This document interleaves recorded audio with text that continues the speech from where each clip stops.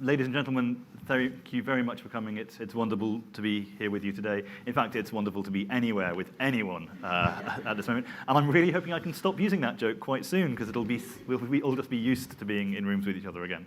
I'm Robert Colvile, the director of the Centre for Policy Studies think tank, and we're here to discuss essentially the most important number in British politics and society today, which is 1.3. And that is the figure which the Office for Budget Responsibility estimates growth will go back to in 2024 after the pandemic rebound is over, followed by some similarly just terrifying numbers like 1.6, 1.7. This fits what is frankly a dismal pattern of low productivity, low investment, and low growth in the UK. And while levelling up matters, and the NHS and social care matter, and being able to bail people out during energy price spikes all matter, the only way we pay for any of them is via growth, as I think Tony is going to explain. And just to make everyone feel even more miserable, this isn't a problem that started with this government. It's not a problem that started with Brexit. It's not a problem that started with the financial crisis. If you go back to the 1980s, GDP growth per capita, just to take immigration out of it, was 2.5% a year on average. In the 1990s, it was 1.9%. In the 2000s, 1.2%, partly because of a little something called the financial crisis. In the 2010s, 1.1%. So if we imagine ourselves in an Indiana Jones movie, we're in that scene where the ceiling just starts to descend and descend and descend, and we're sort of looking up in horror, and it feels like there's nothing we can do. This is why, from our perspective at the CPS, it's never been more important to think big and radical thoughts about growth. To be, in our view, that means being vehemently and viciously pro-business, pro-entrepreneurship, pro-enterprise as the only thing that can really drive growth. And it's a kind of meeting of minds on that, which is why we're here doing this event, because basically Tony and I started talking about this and kind of agreed completely that this is the key challenge that the country faces. So for his speech today, Tony will be donning his metaphorical bullwhip and fedora to explain how we get out of this trap, how we escape the doom that is slowly afflicting the economy, is condemning us to high growth, high tax, and high spending. Tony will be talking for about 20 minutes. After that, he and I will have a conversation. Then we'll have questions from you in the room and from those watching us online who have submitted them in advance. So please join me in welcoming the man of the hour, Mr. Tony Danker.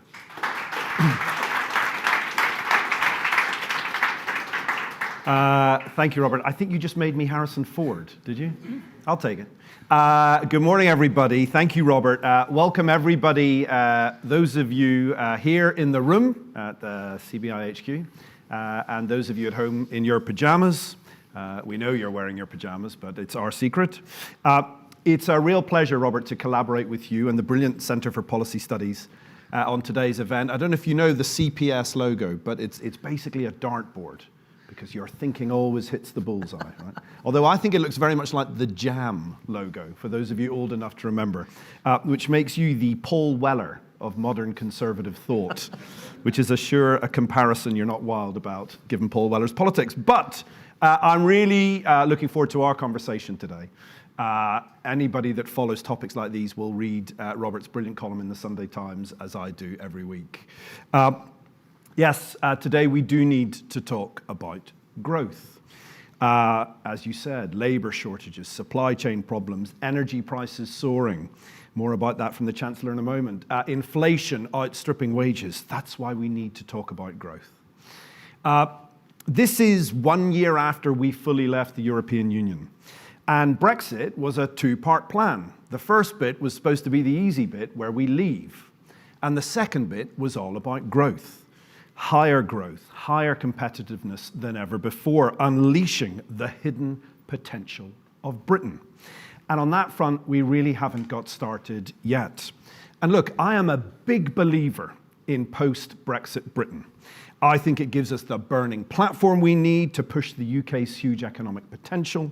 I think it gives us the freedoms to place our own bets. It gives us the opening to lead the world on modern regulation, and it can awaken us from the flatlining productivity that took hold after the financial crisis. But that is not where we are currently headed. Now, the government has a new talking point. You all will have heard it. We are the fastest growing economy in the G7. I mean, I get the spin, but I deeply hope that no one in government believes their own PR. Because, let's be honest, V-shaped recoveries around black swan events like pandemics are not a time for credit or blame, right? No one is to blame for the nosedive, nor are they in credit for the bounce back. We do, however, as Robert cited, get a dose of reality from the independent OBR. And their forecast is their judgment on the UK's economic trajectory. And as Robert says, once the rebound's complete, we fall to growth of 1.3%, rising to 1.7%. And given, as Robert mentioned, that our trend growth previously had been closer to 2 and 2.5, this is not good enough. What's truly worrying for me is that, on the face of it, government seems to have accepted this forecast as the only target, the trajectory as the potential. And everything the government is doing is trying to get growing. When scored by the OBR, essentially it just achieves a new normal of low growth. We have lowballed the UK. It's in our numbers, it's in our plans, but at the CBI, we think we can do a lot better. Of course, this becomes political very quickly, and as we saw yesterday at PMQs, every party is the party of growth now. Well, we don't do politics at the CBI. Robert will be better at that when we get talking. But I know the government really cares about growth, but there are contrasting conservative principles at play. This is a party that believes in low taxes, but also fiscal discipline. It's a party that believes in low regulation. And yet it also believes that social goals can trump that. It regulates against unhealthy foods. It keeps gas prices artificially low. Even on Brexit, we have tolerated an unbelievable increase in regulation in the short run in the interests of sovereignty, with the hope of changing that later. Now, ultimately, only politicians, not me, not us, can decide the right blend of taxes, spending, and borrowing, and only politicians can decide the right mix of regulations.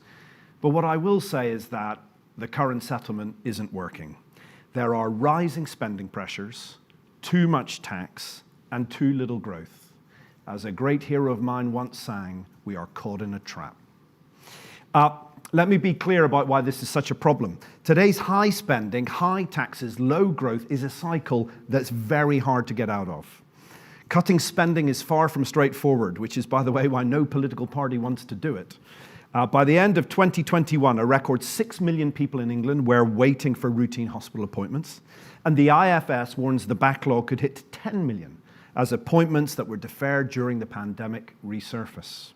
And there are backlogs in the courts, and there are school pupils behind on learning, and transport funding models really being squeezed. In addition, meeting the needs of an aging population in the years ahead will put even more pressure on the public purse. By our calculations, by 2030, we may need to find an additional 40 to 50 billion a year to cover the cost of an aging society. So how do we pay for that? Well, the Treasury are naturally turning to taxation. But can we really raise taxes further? The UK tax burden is set to be the highest sustained level in peacetime. On corporation tax, analysis by Robert's colleagues and the Tax Foundation shows that we're currently the 11th most competitive in OECD, mostly thanks to the super deduction.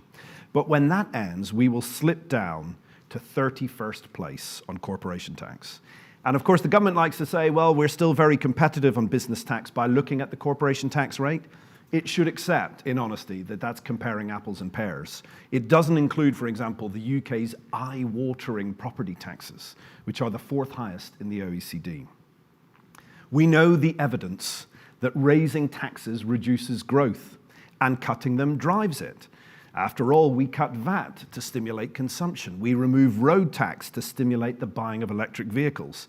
And of course, Robert, you and your Conservative colleagues are deep believers in lowering taxes to stimulate economic growth.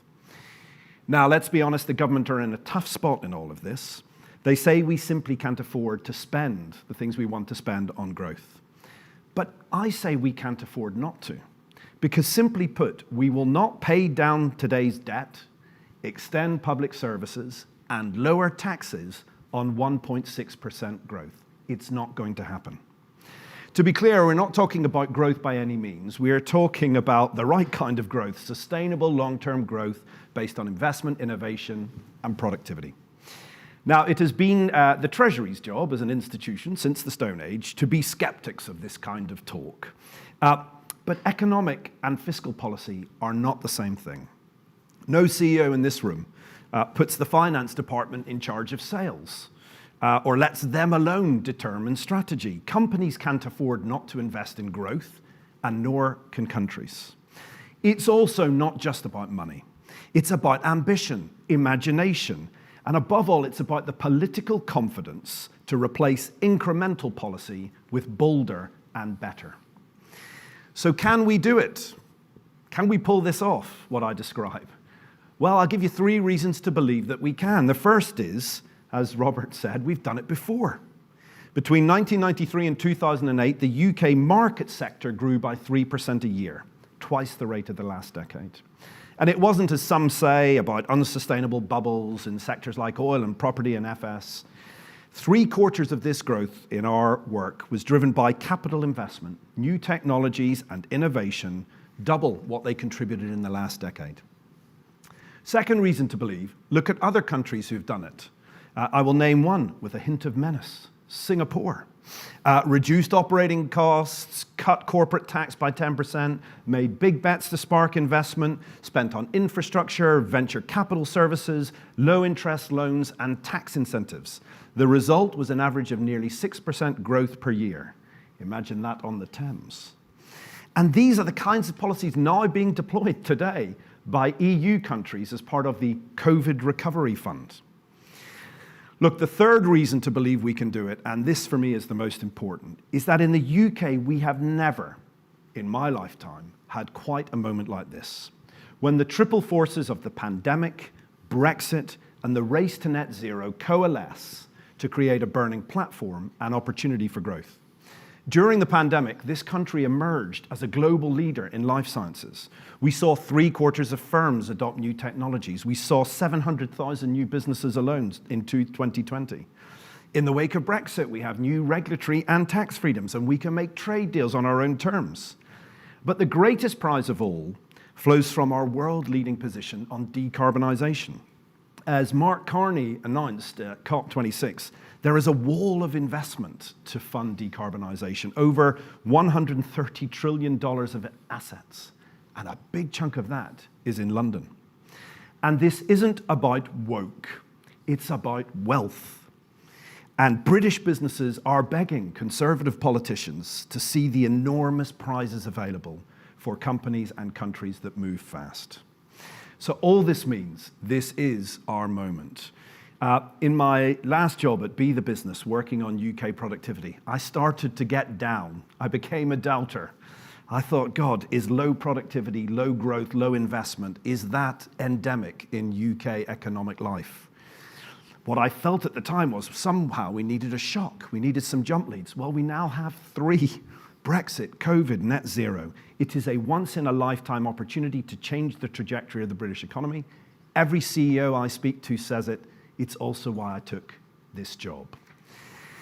So, what do we do about it? Well, the government does have a plan today, but it's a plan only for 1.6%.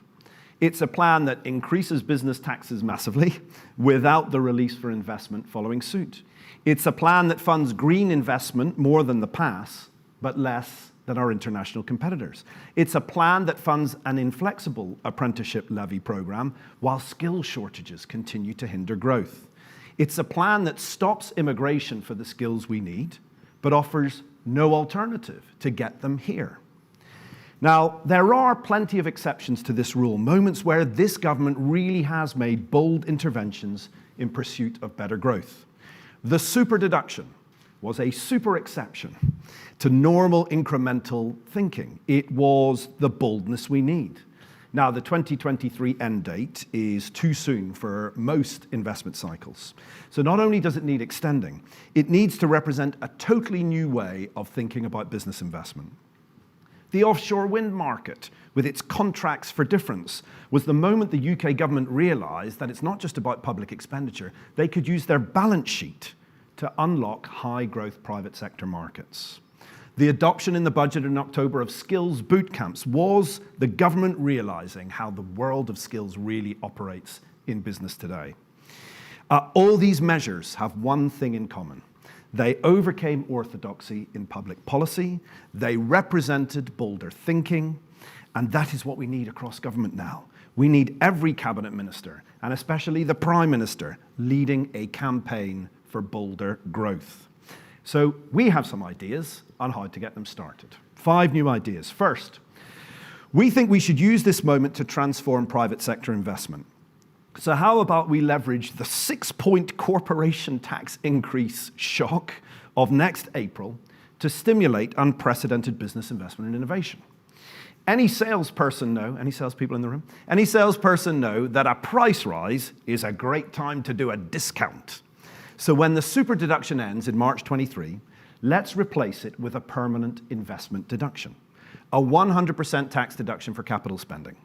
That way, companies can straight away see the value of their investments in a lower tax bill. I want to see Rishi outside a car dealership speaking to camera saying, you can pay loads more tax if you want to, but why not invest more, pay less, grow your business, and serve your country? What are the chances of him doing that? 2, let's talk about skills. We have a new idea for new times. We totally get why the apprenticeship levy was introduced. Apprenticeships were the only options for technical skills. But today's reality is we have T-levels and higher technical qualifications and boot camps on top of apprenticeships. The government then was worried that UK businesses were spending too little on talent, or that the training was poor quality, or that we choose instead just to import the skills we needed. Well, I agree with all that, but it's ancient history now. Today, at every level, in every sector, and in every part of the country, firms are facing acute skills shortages. And the government is saying, we can't import them. We have to grow them overnight. Skills policy just isn't set up to deliver what we need, partly because the situation has changed so drastically. What employers need are rapid-fire, high-quality skills right now. And so do employees. So let's stop solving a 2010 problem. Let's start solving a 2030 problem. We need more money from firms, yes.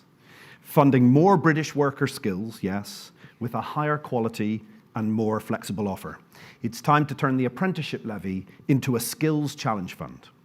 We would allow businesses to buy training modules with their levy funds, not just full apprenticeship qualifications. We would allow greater flexibility on the types of training, and we'd incentivize and reward firms that go the extra mile to train their people, with an upside kicker for those businesses that spend more than just their levy. And if we have that in place, I will join any government minister marching around the country, urging businesses to invest more in their people. Third, we must go for green growth. And we must accelerate the plans, and the green, especially in the green markets, the green private sector markets, where Britain today leads the world, but may not for long. 3 things the government must do now. 1 is to close the investment gap, in particular in those important green growth areas. Energy efficiency, for example, where we need an extra $3 billion a year to properly retrofit our homes and businesses and bring down everybody's energy bills, not just today, for 6 weeks' time, but for good. By the budget, we must publish the target business model, contract for difference, in hydrogen. We've been waiting now for ages. We need to show the world that this is the place where they want to put their money to work in hydrogen.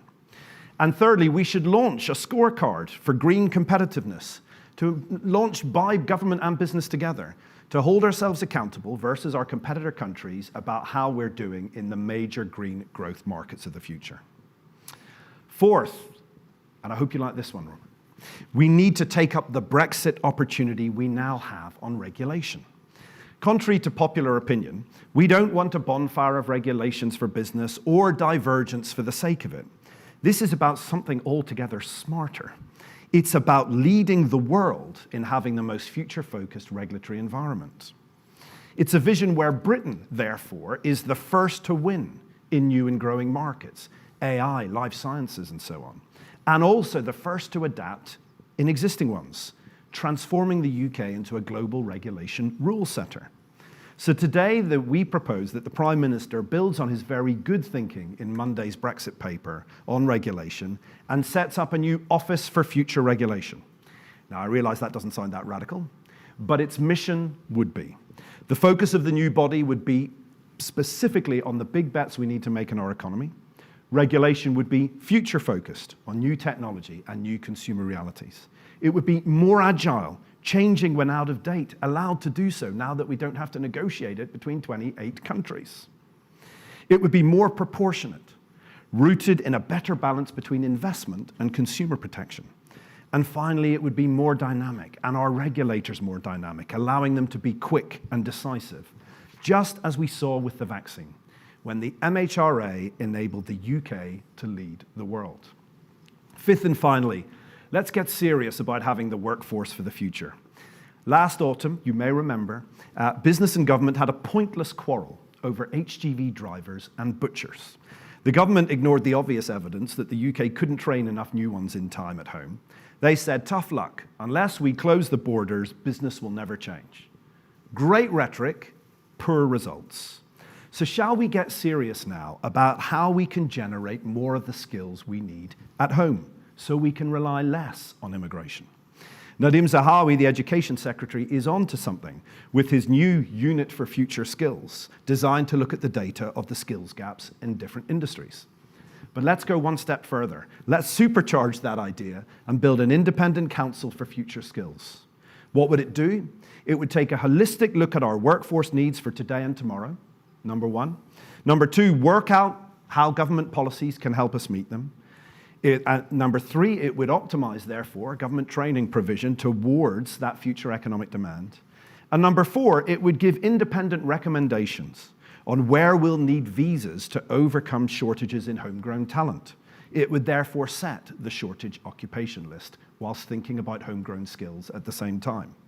It sounds impossible. How could the Home Office and the DFE collaborate? But it's now so obvious. And businesses can't take the government's immigration policy seriously until it shows a real plan for homegrown skills. So to finish, 5 ideas about how to think seriously about growth. That's just in one speech. Imagine if the CPS and all the other think tanks and our leading academics and our finest entrepreneurs were all invited by the Prime Minister to join a new campaign, Bolder Ideas for a Faster Growing Britain. Don't get me wrong, it's not all on government. This is a speech deliberately addressed to a political audience, but the CBI in the year ahead will be using every week, every month to promote serious growth to businesses across the country. We will ask them to increase investment in net zero, in innovation, in digital transformation, in exports, in skills, in the health and well-being of their workforce. And we will gather them in clusters around the country to deliver levelling up the only way it can be done, with the private sector creating better skills, jobs, and wages. But to government, I say, in closing, now is not a time to lowball our ambitions, to settle for a new normal of low growth. Better growth is the only real answer to the cost of living crisis, rising energy prices, high inflation. Better growth ensures that we as a country are not imprisoned in a cycle where we can't afford what we need and we can't raise taxes further to pay for it. Better growth ensures that every region, every nation, every corner of society can flourish, that a decade of low wages for many is not repeated, and that inequalities across the UK are reduced, not increased. So let's refuse to settle for policy convention. The best prime ministers and the best governments haven't. They have been radical reformers. I believe that UK business leaders have never been more serious about growth. After 6 years of reasons to wait, they are a coiled spring ready to pounce. We just need politicians to join us in making it so. After a disappointing economic decade past, this is our second chance. So let history show that we seize the moment. Thank you.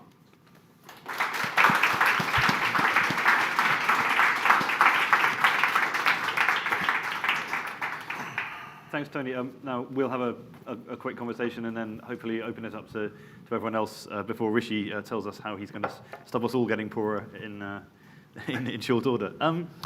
So you touched on this right at the end, but one fundamental question I wanted to ask was whether this is a question of policy or culture, both in government and beyond. So people like me and obviously your team at the CBI, we come up with lots of clever ideas. We send them into government. Government comes up with lots of clever ideas. But at the same time, we've had several decades in which businesses in the UK haven't invested, they haven't trained staff, they haven't exported, especially smaller firms.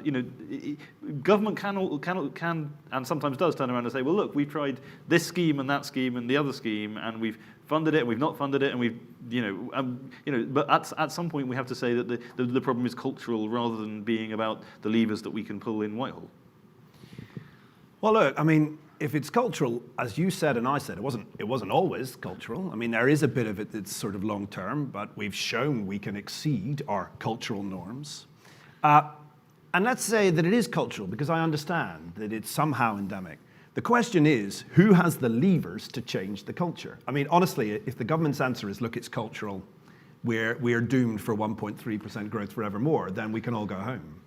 But government have the handle on so many culture levers, right?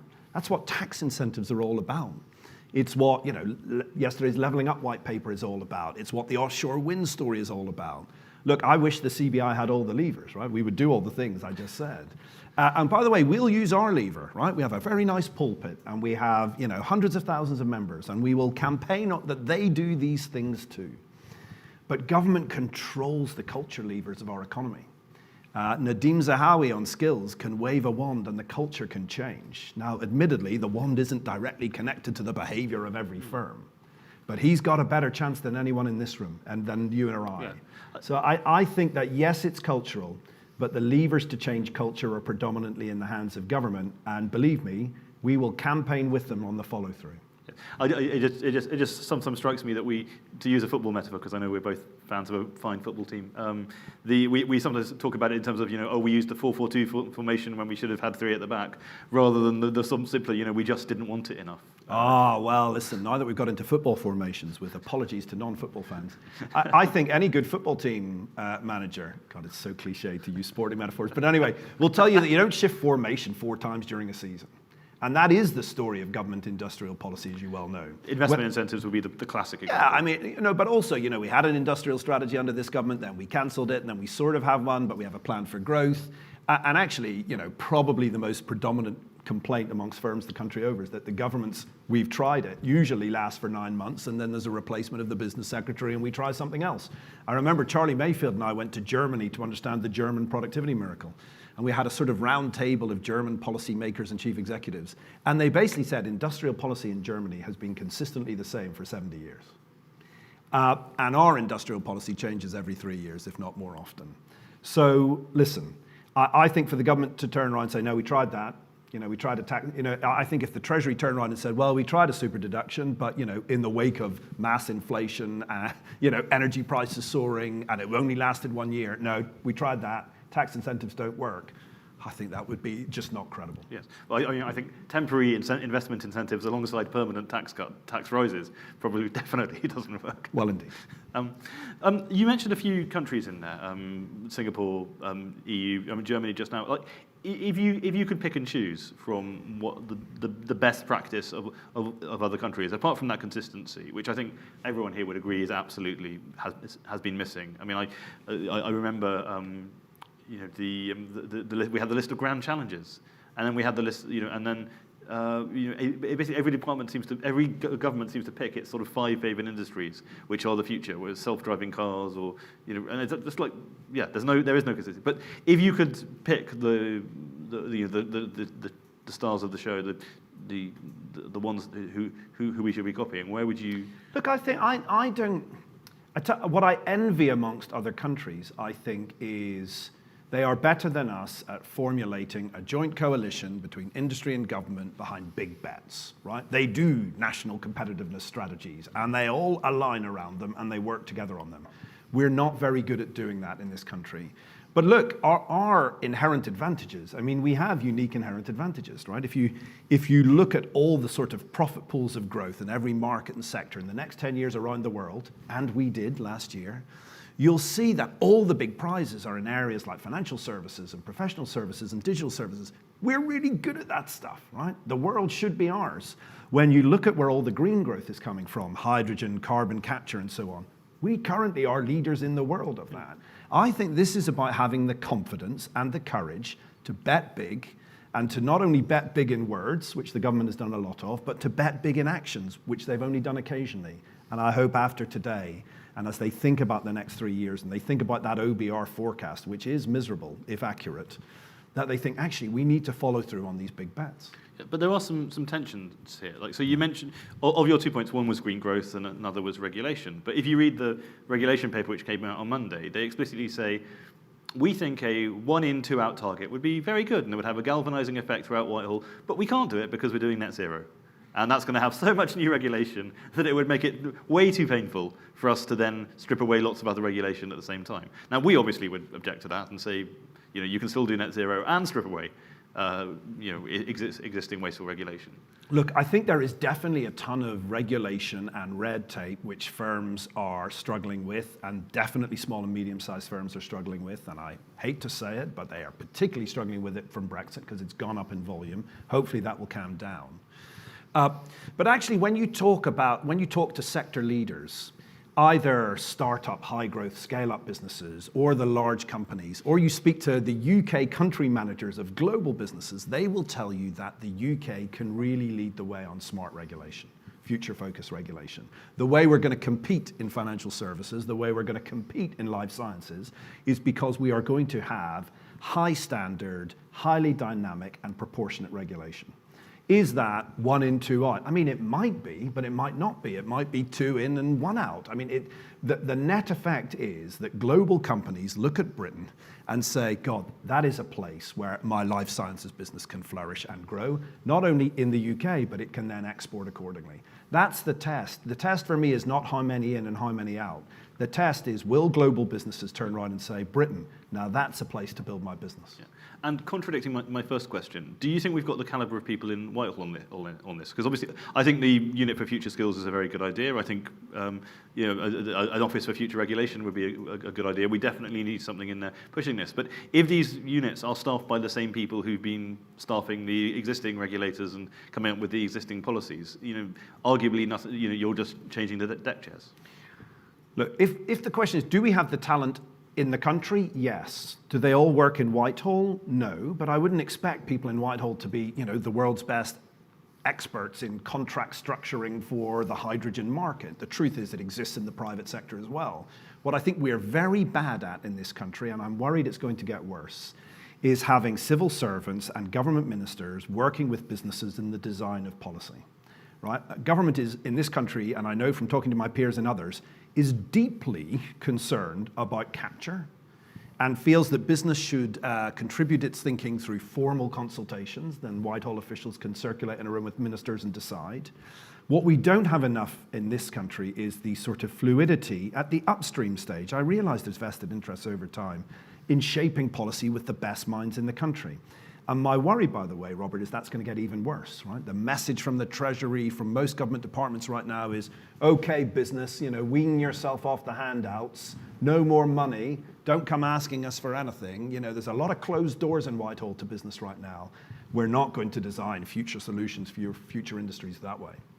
And again, one pushback on that would be slightly, when government and business get in the same room, it tends to be big government and big business that get in the same room. You mentioned SMEs, and obviously small and family businesses is a really huge part of what we're doing at the CPS. How do you ensure, as the, obviously, there's a fox and a hen house thing, as the CBI it is an organisation made up primarily of bigger businesses. How do you ensure that the voice of SMEs is still heard, and that you're not, when you're designing regulation, for example, you're designing regulation that accommodates challenge as opposed to incumbency? Yeah, look, by the way, we regard ourselves as the voice of all business, and we have spent most of the last 2 years putting forward policies on, for example, COVID, that frankly were of no effect for big businesses. They were about small businesses.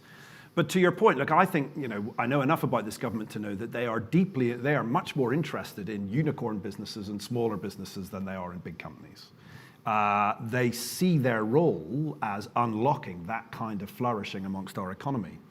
Now, when it comes back to regulation design, it's a good question. I mean, my view is that our regulation should be designed to help Britain flourish and innovate, right? It's not just help incumbents flourish, it's to help British business innovate. And so we should have room for innovation and innovators. You need to be smart about it. I mean, we've just seen in the energy market what's happened, right, in the last 6 months, right, which is we tried to design regulation to bring in loads and loads of brand new energy companies, all of whom, because of our price cap, then have collapsed. And now we're back having a conversation about how many energy companies can we have in this country. But I absolutely accept the point of what you're saying. We need to design regulation so that the fintechs, you know, if necessary, the fintechs will outdo the banks, or the banks should outdo the fintechs. We shouldn't design regulation for one or another. We should design regulation to make sure this is the best place for digitally inspired financial services in the world. Cool. Well, if we open it up now to questions, and if someone can wave frantically when we're about to hit Rishi's timing. The first question submitted in advance from Lisha Johnson from Investec, which is, considering growth is such a broad term, what are the key drivers that should receive most focus in order to raise growth? Where's Al Pesh when you need him, our lead economist? I think the one that we have always said that is totally missing from the UK story is business investment. UK is actually pretty good at consumption, right? And if you look right now, what's happening? Insanely good at consumption. Right? People are going out and spending. I bet you've all bought an unbelievably expensive coffee on your way in this morning, right? We spend money well. As citizens. So just to interrupt you, in case people haven't seen it, there's a fascinating chart of during the pandemic how people transferred their spending from services to goods. Basically, how many just switched to just buying stuff from Amazon. And the UK is astonishingly higher than any other country. In fact, the Treasury's big worry about a further lockdown, someone there was telling me, was that people would just run out of room for Amazon boxes and the economy would finally collapse. Yeah. You've been to my house. Look, I think, so it's all about business investment. And when you compare us to OECD countries on consumption, we do great. Business investment, we're poor. And I honestly believe that, yes, that is, as you've said, it has been a recurring part of our business culture. But it really could change this time. We have this unique advantage, I can't imagine it was by design, where for 6 years companies haven't invested anything because Brexit uncertainty and what kind of Brexit deal, and then the pandemic hit. And I can tell you from talking to our members, and if you look at all the surveys, the investment readiness, the investment consideration is really strong right now. And I do think that little bit of nudge theory from the Chancellor, I think you'll see a really good story in business investment, and that's the growth driver I worry about. And by the way, we also need to be worried about overheating the economy, right? I mean, we've got a lot of inflation, got high levels of consumption. I don't think all of a sudden now we should be trying to stimulate consumption. We'll see what happens with the cost of living crisis. But I think we should now start to think about stimulating business investment so that 1.3 is already on track to be higher. Because I tell you something, unlike consumption, where you can, pass a VAT cut today and tomorrow everyone goes to the shops, right? You don't pass a business incentive today and then all of a sudden, it just takes a bit of time. Yeah, and if you look at those OBR figures, the reason it's 1.3 and then 1.6, 1.7 is basically entirely driven by business investment and a prediction that it falls off a cliff in 23, 24, which is obviously not very good. Can I ask you a question? Of course. Because I'm sitting here doing all the talking and you are an absolute expert in some of this stuff. I am watching with interest how the Conservative Party grapples with these two conflicting interests right now. Fiscal conservatism, the end of debt and deficit, and cut taxes to stimulate growth. Can you just give us a brief treatise on those two conservative principles and which one should win at a time like this? Yeah, well, I mean, I think I always say that political parties to come to resemble their owners, dogs resembling their owners. And under Boris Johnson, the Tory party, like the British public, is essentially cakeist. It wants to spend lots of money and cut lots of taxes. And I think we are reaching the limits of that position in terms of the size of the state, the whole context of our discussion, the size of the state and the amount that you can take in tax are just now getting out of whack on a sort of permanent level. I mean, I think, if you look at, it's not just so recently in the pandemic, the constituency for fiscal discipline and for sort of traditional free market economics within the Tory party is actually probably smaller than it has been for quite a while. You know, the complaints to the Chancellor when he delivers his budget are not "you are spending too much money," it's "my constituency is not getting enough." Paul Goodman at Conservative Home told me that they have had more articles from MPs on the wonders of net zero, and in particular this amazingly good £100 million investment scheme for my constituency, than on everything else kind of almost put together. And I think on net zero there's a real kind of moment when it turns from being about handing out goodies to constituencies to everyone paying more in their bills, that suddenly that's the moment when the agenda's going to come under pressure. I think it is a real tension, and you saw that in the cabinet debate. I mean, very loosely, sort of Sunak versus Truss. That you know, when they're talking about the NI rise, Truss says, "Look, let's just put it on borrowing. It's not Tory to do this." And Sunak says, "No, we can't hand down debt to the future generation. It's not Tory to do that." And I think that's a really powerful debate, and it's a really, really live debate. And it actually reflects the Thatcher-Reagan divide. That traditionally, the American conservatives were entirely unworried about deficits because they believed the future would be better because we would have growth.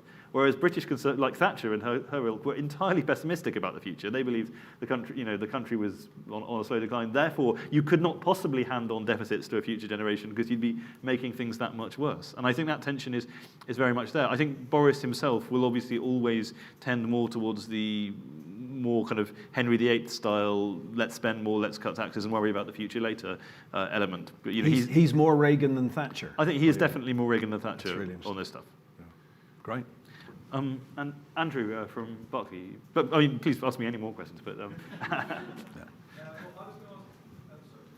yeah, wait for the mic. I'll sit down so I'm not in the way of the camera. So I was going to ask a question about corporation tax rates, because on Monday of this week, John Mulryan of Ballymore pointed out to the Housing Select Committee that in Ireland he faced a corporate tax rate of 12.5%, which is soon going to become 25% in London, plus an effective rate of 6% for the residential property developer tax because it's corporation tax on pre-finance costs, plus another unknown amount for the building safety levy every time you put a new building into production. So in London, he's going to face an effective rate of 30 to 35%, whereas in Dublin, it's going to be 12.5%. But as a little supplementary to that, because I think that the problems here were covered quite well in your speech, had a lot of very good ideas in it. This morning, the boss of Iceland was asked on Radio 4 how you would supercharge levelling up. And what he said was planning. He can't get anything through planning anywhere because of a lack of the basics. There are not planning officers in local councils. So my question is, are we at the risk of not doing the basics right? So you get all these really big industrial plans, but there just isn't a planning officer in the local council. So you can't get anything done. Are we, to go back to your football analogy, practicing our bicycle kicks rather than just passing? We need Alan Hansen and Gary Neville now, don't we? Look, so there's lots there. Look, first of all, on corporation tax and effective tax rates. I mean, I think that's absolutely right? When you look at the effective business tax rate in this country rather than the corporation tax, which the Treasury would have you do, the argument falls apart. And so the government will continue to say, but corporation tax is competitive. But when you layer on effective taxes that businesses pay compared to other places, we really aren't. We really aren't.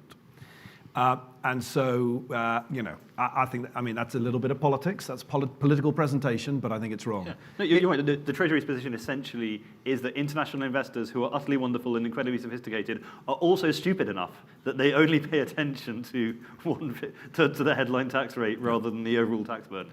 I think you're right about planning. It is a long-standing, UK problem, and the fact that it's a resource problem now is deeply frustrating, right? If it was planning law, people were mostly complaining about, then fair enough, parliamentary time can we? But a lot of people are complaining about just backlogs, right? They are complaining about backlogs. By the way, a lot of regulators are complaining they don't have the resource to do leading-edge regulation. So, look, I think there is a little bit of false economy that goes on that's worth thinking about. Look, I think in general, and here's Andy, our head of international trade. He and I spend a lot of time talking to global companies about Britain's proposition. And at a superficial level, Britain is a fantastic place to invest, right? Rule of law, English language, London's a great city to live, et cetera, et cetera. And I think we're at risk of taking that for granted. We're at risk of being complacent because we have those fundamentals in place. Those fundamentals, in my view, give us the right to be a top 10 economy. They don't give us the right to be a top 5 economy. They don't give us the right to be able to earn money in and of itself for everybody around the country in high growth industries and high growth jobs. There's some extra work to do. So I think our competitiveness is a daily challenge. I think it should be a question at every single budget.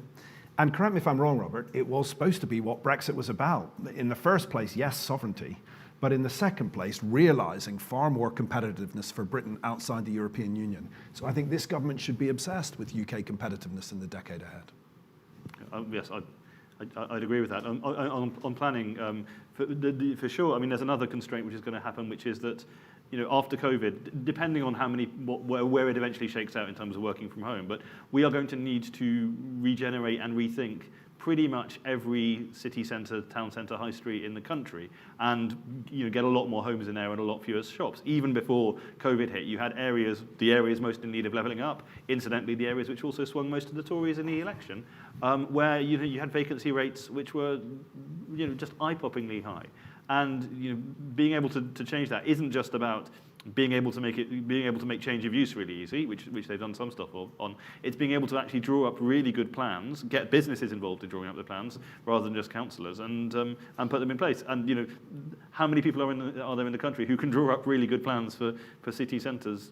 Not many. So they're going to make a fortune out of this. But I think there's going to be a lot of quite bad plans that are drawn up, or we're all going to have to wait for years of empty shops and empty high streets. Robert, can I ask you about the Conservative Party and the Green Agenda? Mm-hmm. So when you say the Green Agenda amongst business, people see pound signs these days, right? When we had a big team up at COP, and COP was swarmed. Glasgow was swarmed. I mean, all the policy people were inside the secure zone. The rest of Glasgow was business people, big and small. And professional services, financial services. There's a lot of small manufacturers optimizing their business now in order to fit in green supply chains. They see new opportunities. So businesses, of course, there are some deadlines and there is some ambiguity and there may be some cost involved. But most businesses see the green evolution just like the digital evolution, which is it's going to happen, and the faster you move to it, the more money you're going to make. And yet, I'm not sure. I think there's a wing in the Conservative Party that don't see it that way. I think there is a wing in the Conservative Party. That said, Frank Luntz, the great American pollster, came over and did a whole great big project for us last year on attitudes to business, attitudes to politics. And it was not good reading for politicians. It was not good reading for businessmen. I mean, both factions are roundly despised by the public, I'm afraid. But one of the things he found, and which he hasn't found in any other country, and it's blown up by all the other evidence, Britain has the strongest cross-party consensus on the environment of any country. In pretty much every comparable country, greenery is a left-right issue. I really think of the Republicans, Democrats, or the situation in Australia, or even what's happening in quite a lot of Europe. That is, the British are the most likely to be keen on climate action, the most willing to accept it, and in fact, in some respects, Conservative voters are keener on it than Labour voters. That said, the attachment of voters of any kind to this stuff is fairly shallow. I think the answer to the question, would you be prepared for your gas bills to go up in order to help decarbonise? The number of Conservative voters who say yes on that, I think from memory, is 8 or 9%. Don't run it this year. The number of Labour voters who say yes is 15 or 16%. Net zero is incredibly popular.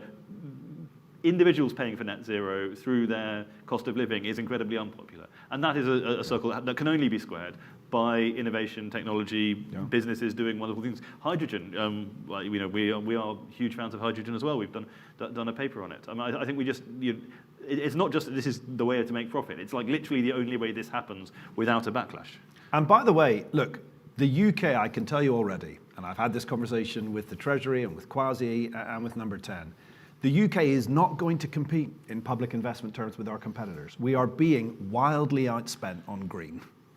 But we can't afford not to compete on green, right? We've got large institutional investors with 130 trillion to spend, and we need it to come here. The way we compete is by creating green private sector markets, like we've done in offshore wind, that attracts very high levels of private sector investment. We could win that, but we are going to need government's conservative small c stance on these things to shift very quickly, because we are getting outspent, out-subsidized by other countries who are essentially throwing money at companies to build electric cars, at companies to build wind turbines. We have to compete. I don't know why I'm preaching to you. You're nodding. Let's get more questions in.